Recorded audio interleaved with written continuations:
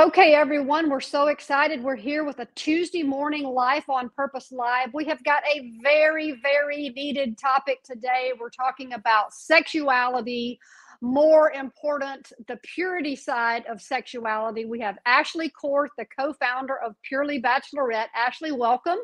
Thank you. Thank you for having me. I'm so glad to be here. Well, we were talking a little bit before we went live. The culture makes everyone think that it's just okay to be sexually perverse. It's what everybody's doing. There's no attachment, there's no baggage. So, how did you come to decide to start a business like this? You have a passion for it. Where does that come from? Yes, yes. Oh, wow. So I was raised in a Christian home, and in my 20s, I kind of rebelled a bit, and I was out in the world, if you want to say it, and attended some of these bachelorette parties that were very, for lack of better words, raunchy and just very not honoring the bride and the groom. And so me and a few friends were talking about it, particularly my co-founder, Camille Grant. And we said, this is not honoring. This is so, fling before the ring, sow your wild oats. And it was not honoring the bride and the groom. And some of the parties we would attend, it didn't feel right. It's like, what's going on here? And so we prayerfully came together and said, we've got to come up with something that's still fun, but it honors the bride and the groom. We started looking around, we looked at games, we looking at party favors, and they were all just so just dishonoring. And so we created custom games, and we wanted to have an alternative of clean fun for women that didn't want to dishonor their groom and have another option. And there wasn't one at the time, and there still isn't, except for us. Well, I mean, that's incredible. And we need to all get behind you because, we need the younger generation to know you can stand up for yourself, right? I mean, and you said you're waiting, you've recommitted to celibacy and you're waiting for your man. Let's talk about that a little bit because it's easier to do than it says because you know what comes out of the previous lifestyle you lived and you don't want any part of that, right? Yes, yes, yes. So one of the shirts that we have that goes in our community. So Purely Bachelorette is a sisterhood and a community for bachelorettes and women that are waiting, that are engaged, and we kind of help before, after, and during the wedding. So we basically created this community for that. We have a shirt that says the king before the ring instead of the fling before the ring. And for me, I honestly didn't know my identity in Christ. I was looking to guys for my fulfillment, for validation, for my identity. Was I enough? Was I beautiful? And I knew it was wrong, but I felt like, well, this is what you have to do to keep a man. This is what you have to do. And it's just so countercultural. I mean, that's what the culture is, but so countercultural to what God says in his identity. So I took the time in my 30s, late 20s, early 30s, and just sought God and said, God, who am I? How did you make me? And what does this look like? And got healing, went to counseling, went to Celebrate Recovery, which is a Christ-centered program for hurts, habits, and hangups, and worked on the issues that I had and been doing. And I've been celibate for 10 years now. I've been waiting. I've been seeking God. I've been staying in community, going to church, which some people don't even go anymore because they're so turned off, but it's not. I was just reading in Hebrews 10:25 about what God says about the church, to have community, have support. And it's helped me tremendously just to have that anchor and the peace and friends around that are saying, yeah, we don't want to do this. And so many people doing that actually not staying celibate and miserable. I mean, I would be balled up crying. It was like, why am I feeling this way? Because it was never meant that way. So yeah, it's been this beautiful journey of healing and just honoring God, but honoring myself too, and loving myself, respecting myself enough. It's like, God loves me. Why don't I love myself? And that's a big deal because, people think that, we got to love others and we got to serve other people. But loving yourself starts with respecting yourself and being able to say, no, these are my standards. This is what my life is about. And I am going to put the king before the ring. I too did not do that in my life. So, all the things you do to please those men, like you said, to keep those men, and they don't stick around. They want someone who respects themselves as well. Haven't you found that to be true? Yes. Oh, it's so amazing. I mean, it's like, yeah, a man wants a guy he can take home to his parents, right? And it's Yeah. yeah, they do. They want that. At the end of the day, I love it what Rick Warren says. Rick Warren says sin is fun for a season. Yeah. And you can do it for a while and then it gets old. And with men, they feel the same way. It's like, oh, I'm going to have fun for a while. But at the end of the day, I want to marry a woman that loves herself, that sees herself. They want a feminine woman.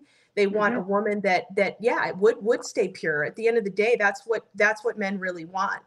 And so, yeah, I realized that too. It was, and then the men that I ended up dating a few guys after and didn't do that. And they were the ones that always came back. They went Yeah. out, but then they came back. It's like, oh, Ashley didn't, do that with me. And they were attracted to that. It Well, is a real, and as a coach and as a woman who I've raised my kids, I have grandkids, yeah, men love a powerful woman. They love a woman that is, unless you get one that's trying to fix and save and all that, but being powerful and confident and being sure of who you are and equally sure of who you're not is a magnet, not just for right men, but for right friends, for the yeah, right job, for the right relationships. And I think it's yeah, very important that we go back to that. Who am I in God's sight? Who am I? Like you did. You spent the time, you invested the time to say, wait, that's not who I am. So now I get to be who I am. And therefore, the right people will come along.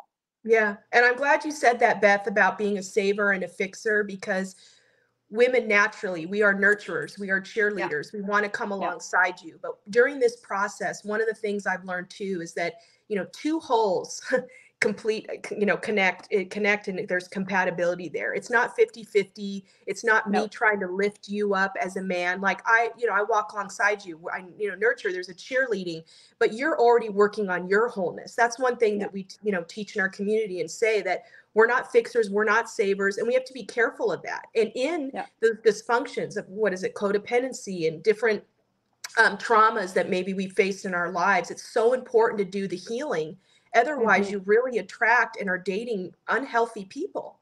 And that Yeah. was part of it too. I realized, I'm like, gosh, I'm dating these men that are not whole, they're not healthy. And yeah, I'm trying to save. And that's my thing. I love to serve. That's one of my spiritual gifts. And I live in LA. I love serving the homeless. I'm also a postpartum doula, which is also part of Purely Bachelorette. So after the wedding, once moms start having babies, we have Purely Doula, which is a DBA under Purely Bachelorette. So I come into the home and help new moms with their newborns. And because I love to nurture and help, I have to be careful that, yes, I'm not, doing that with who God has for me, but that we're helpmates. We're coming alongside each other and complementing, not completing. Yeah. So I'm really glad you said that. It's so important. And I want to go back and just touch on that fixer changer. You can't change any other person and you can't fix any other person. It doesn't matter how good, how godly, how smart, how well you communicate. You can only change you. And Yeah, that's so important that if you're yeah, dating someone and you think, well, when we get married, it's all going to straighten out, or when we have a baby, it's all going to straighten out. No, it's likely to get worse yeah, because that's added pressure, that's added commitment, that's added levels of financial responsibility. yeah. So I like to say, stronger me, stronger we, and you stronger you attaches with another stronger me. And then that is what makes a great relationship. Two strong, whole, healthy people, like you just said. So good. And it's not that you're perfect and you've got it all together, you're just pursuing God together. Yeah, Yeah. absolutely. Yeah, I love that saying too. There's no perfection this side of heaven. No, that's So, right. That's yeah, right. yeah, So what you do is y'all have boxes. So you have an alternative to the raunchy stores and all the sex toys and all that and yes. the fling before the ring. You have a box that is an alternative to that. It's got your cute little show your t-shirt. Oh, It's yes, my T-shirt. yes. Purely And Bachelorette. so you have gifts that people can order that they can feel great about, and they Yes. can feel like they're passing on something other than, well, I got to get this and we got to have that. But this is, talk about the gift boxes because I think that's Yes. very important. You got lots of fun things. Yes, thank you. Yes, it's wonderful.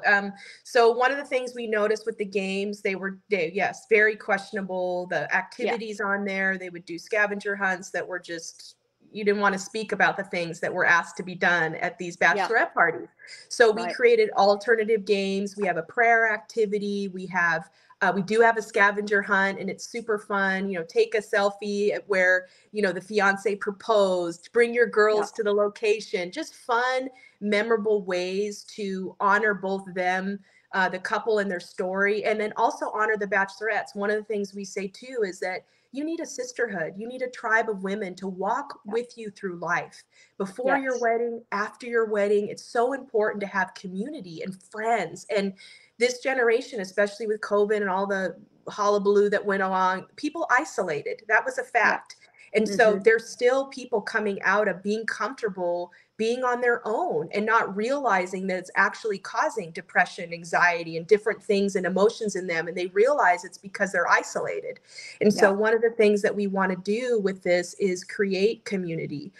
So the box has games, it has a bridal sash, it has a flower crown, a tote bag, an eye mask. We have a seasonal set that we put together. It's depending on our distributor, it's like maybe a bar of soap or a bath bomb. Um, and there's a little bride tribe tattoos you can put on there, just these little stickies that are gold. They're just beautiful to connect with women. And Hmm. it's just a fun filled box. We have a Spotify playlist that you can play during your party on Spotify Ah. under Purely Bachelorette. So we've got the music for you. We got Yeah. the bride all decked out and the games and some giveaways for her. We have a bride and groom gift that they take home that you'll see when you get in the box to see what you both get for you and your fiance to take home and just bless you. So it's a really neat box. You feel really warm with it, and you feel like, gosh, this was something. You walk away with memories and a connection and bonding with your sisters versus Yeah. waking up hungover and miserable and regretting things you did the night before. It's just an Yeah. opposite, Yeah. refreshing weekend together with the box. Yeah. And you add it to your party. So you can go wherever, take it. If you still want to go to Vegas and go see a show and go to dinner and Yeah. go shopping, bring the box, lay out at the pool. You can do the scavenger hunt. Yeah. It's really fun. So let's talk about the pressure, the sexual pressure. We talked a little bit about this, that the world says, you can hook up, it's the hookup mentality, it's the friends with benefits, all these things that people think, oh, that's nothing, it's not really a commitment. But what Yeah. are you finding from your friends and other women who are taking a step back and they're saying, wait a minute, this didn't work for me, Yeah. and it did create some baggage for me. Isn't it a great opportunity to just take the pressure off, take it off the Yes. table, and then just feel Yes. great about, okay, I'm waiting on my key. Yes. Oh, it's amazing. Beth, I've been so freed and feeling just so much freedom and so much peace. And you're actually, as you're dating now, you're dating with intention. You're not dating Yes. because you're lusting over them, they're physical. You're actually getting to know the person. And one of Hmm. the things I tell my ladies, a lot of Christians get a bad rap for you're celibate. It's natural. It's natural to, let's just be real, masturbate, do these different things. Because celibacy Yeah. is all the things. It's not just Yeah. being with the opposite sex, right?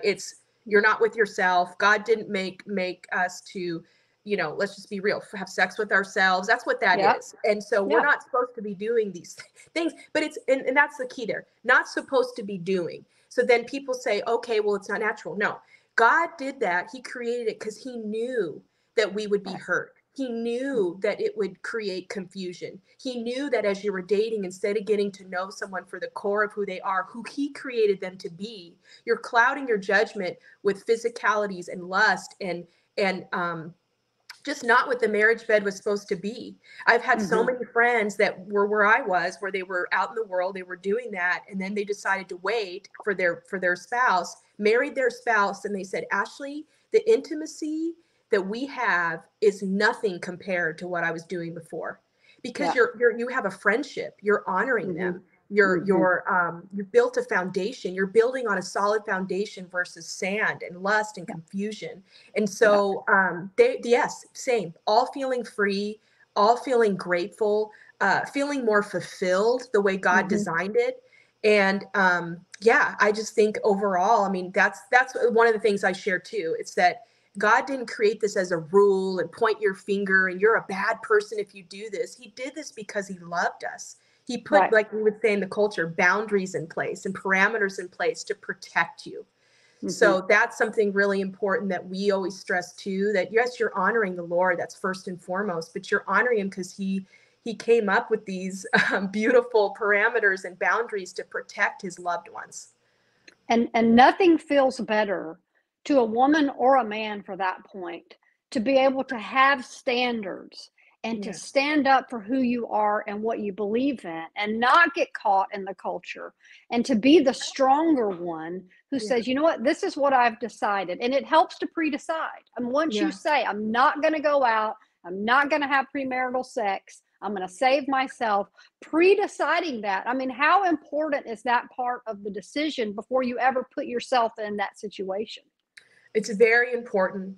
And I will say, you know, the power of prayer is so real. Community, the Holy Spirit, it is so real. He is so real.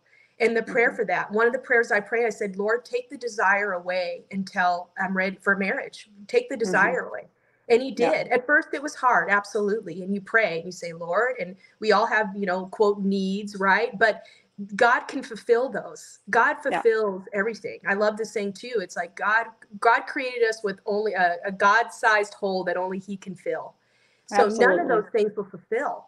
And so it's so important to you surrender to him, you make the decision, but you ask him for the strength and power to do it. And it's also about not putting yourself in tempting situations. If you know that you used to go to this certain club or used to hang out with these certain type of people, I don't do that anymore, you know, and I'm very kind about it. But there's some friends that I had to let go and say, you're not changing. You're not really listening. You know, I love you, but I can't, you know, bad company corrupts good character. You know, I can't be around it.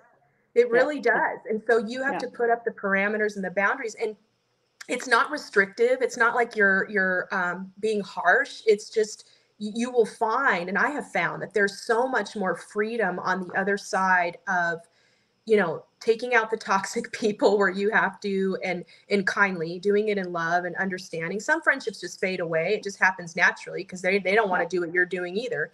And I also prayed for that. I said, God, give me godly women that I can do life with. And he did. I mean, one of my best friends is on American Idol right now, shooting in Hollywood, and she's bringing Jesus to the set every day. And it's like, he gave me people that they're cool Christians, you know, that they're really doing his work, you know. It wasn't like, so he will do it. He will bring you who he knows you need to walk life with. And it's just, oh, it's amazing. It's amazing. And there's, you know, that's a great point that you said. There's a lot of cool Christians out there doing fun things, enjoying the heck out of their life. It doesn't mean they're in the gutter somewhere, but it also doesn't mean they think they're perfect or they're looking down on people. No. They're just out there trying to do the best with, you know, the best relationships, honoring God, honoring themselves. And once you get a hold of who you are, and it always goes back to that, is once you really love and like yourself, you're not going to take yourself down your own pit anymore. And you begin to say, you know what? No, thank you. That's not going to work. Yeah, absolutely. Absolutely. And that's what we do. And I think too, living in Los Angeles, as everyone knows, it's very dark here. There's a lot of things going on. It's dark everywhere in a lot of ways, but you find the joy. And you know, me and my friends, we just meet people where they are. Exactly. We don't think we're better. We just come alongside people, and how can we support you? Where are you at? And we meet people in all different things. I had a friend going away this weekend, and I said, let's do something different. I said, you're going on this weekend away with some friends. She likes this guy. I said, don't sleep with him. Don't sleep with him. Just get to know him as a friend. Just try something different. And so you meet people where they are. You speak to them where they are. And the goal is, yes, to have them have this freedom, have them to know God, to have hope, to have salvation. And that's what we're doing here. But it's also creating relationships and meeting people where they are and having the conversations to where people feel safe, where they can open up and be transparent. And we've had friends come back. I messed up. I was with him. Okay, let's talk about it. What's the root of the issue here? So it's really important. Mm-hmm. And that's a big deal too, because, you know, very few people at a certain age have never had sex with someone. So, you know, it is okay to be able to say, now I recommit to being celibate. It doesn't Yeah. matter if you've been married, divorced, promiscuous, whatever it is. There's never a time where you can't say, okay, Lord, I'm starting this chapter again, right? That's what you did. Yes. Yes. Oh, 100%. 100%. And I have a friend, she met her husband at 21. They met at a club in the parking lot, and it went right to that. And Yeah. they were together, they were living together, it was a whole situation. And they ended up moving out from each other. He asked her to marry her, and they both became celibate up until their wedding night. They just totally did an about face, and Yeah. were living for God. They have the most beautiful, godly, loving, testimonial marriage that I've Yeah. seen, and I look up to them. I mean, they're just amazing. It's just in a good way. They're great role models. But yeah, Yeah. perfect example. Met in the And that's parking a lot of a club. and that's a great story. And, you know, I like to Yeah, tell people that, you know, if you go straight to the physical, then yeah, you bypass women. We want that intimacy. We want that sense of heart connection and soul connection. yeah, But if you bypass all of that and go straight to the physical, it's hard to go back there. You can, but it's yeah, hard to go back there and say, because, you know, unfortunately, the guys, they're more into the physical part. yeah. But, you know, we can have our cake and eat it too if we wait. Yes, yes, Yeah. yes, Yeah. yeah. And it's so So, beautiful when you do. It really is. yeah. So we're gonna have the link in because you have the boxes. People can buy the boxes. You have the t-shirts. You Yes, have how people can create a sisterhood and yes, community groups. Because I mean, if you get a group of girls together and they say we're holding each other accountable and we're not going to do this, then I mean, you're not going to be able to break that bond very easily. yes. No, no. And we also have a really close friend of ours, Candon Webb. She has it's called Purity Power, and we work Yeah. closely with her and her website as well. I'll also link that too. She's an actual celibacy coach. So she walks with women that are struggling, or they say, oh, I slipped up last week. She walks with them, keeps them accountable. Okay, what's going Mhm. on? What are we doing? She wrote a book, Holistic Purity. She'd definitely be Yeah. one to have on too. But we walk with her. So we have a lot of support in this community, and women.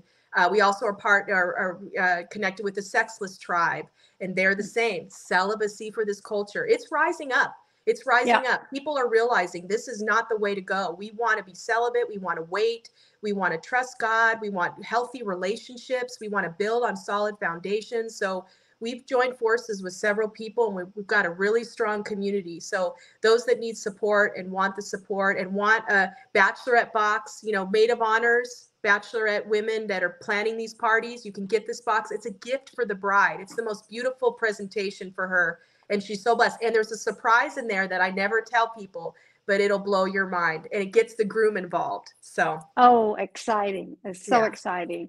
Well, actually, I love what you're doing. I love why you're doing it. I know God's going to honor this and bring you the perfect man. Maybe not the perfect man, but the relationship that becomes the one that honors God. So, Amen. thank you so Thank much for you. sharing with us today. Thank you so much Thank you. for coming up at this time. I mean, never ever was there a time that this message is needed so, I mean, just desperately. So, I mean, how about some purity? Let's go with that, Yeah, and yeah, let's help people know about what you're doing, because I think people will be much happier with their choices, you know, yeah. in so many areas of their life. So, hats off to Purely Bachelorette. Thank you so much. Thank you again for having me. I'm so grateful. Thank you. And we'll come back and do this again. We'll come back on maybe with a group of ladies who can say, "Ooh, we did it and we love it." So we'll Yes, I tell would love story. that. I would Okay. love that. All right, everybody, have a great day. Everybody have a good day, and we'll talk soon. Bye-bye.